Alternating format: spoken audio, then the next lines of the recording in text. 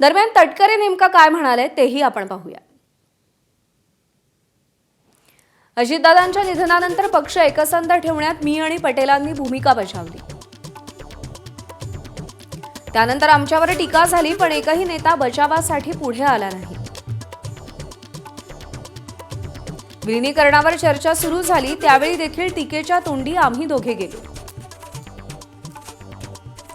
त्यावेळीही कोणी आमची बाजू मांडली नाही अथवा बचावासाठी पुढे आलं नाही। केवळ प्रफुल्ल पटेल आणि तटकरे यांनीच टीकेचं धनी का व्हायचं?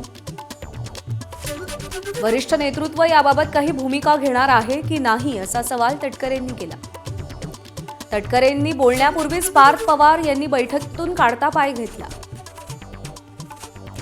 भुजबळांकडून तटकरेंना रोखण्याचा प्रयत्न झाला, पण तटकरे भूमिका मांडण्यावर बोलण्यावर ठाम होते। तटकरेंच्या भूमिकेनंतर एकाही आमदारानं बैठकीत प्रतिक्रिया दिली नाही।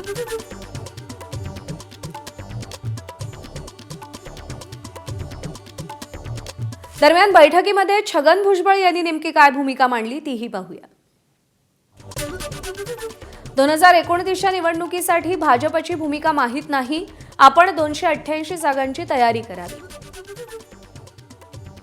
मतदारसंघ वाढत असतील तर त्याबाबतही नियोजन करायला हवं।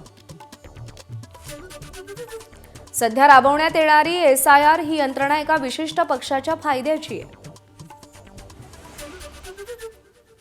या यंत्रणेच्या माध्यमातून आपल्याला मिळणारी मतं कमी करण्याचा डाव आहे। SIR वर वेळीच उपाययोजना करायला हवी। पुढील 2 दिवसात BLO नेमण्यात यावेत, त्यांना ट्रेनिंग द्यावं।